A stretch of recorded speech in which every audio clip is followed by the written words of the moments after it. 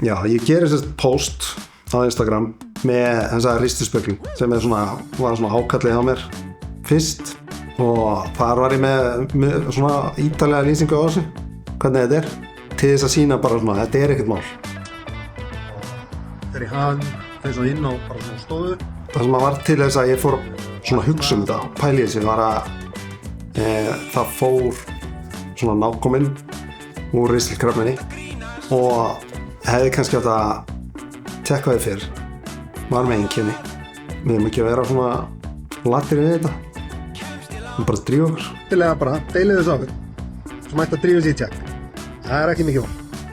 Ég lof. Ég er að leita að spili fyrir börnin mín heima hjá ömmu og rek augun þar í ósnert spil upp skáp sem heitir Askur Yggdrasils.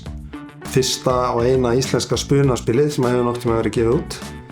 Og ég er í þeim kúltúr svolítið, þessi nörda kreðsu. Það er svolítið kannski pínu kyrrsetu lífstíll stundum. Þannig að ég hafði sambandi hann Snæbjörn, en hann er með hlaðar sem eru svörtu tungunar sem er svona spilófur. Og ég biðlaði til hans að aðstoða mig eitthvað með þetta. Finna einhverja leið til þess að vekja athygli á málstafnum og kannski safna einhverjum pening fyrir þetta og þeir slóa bara heldur betur til.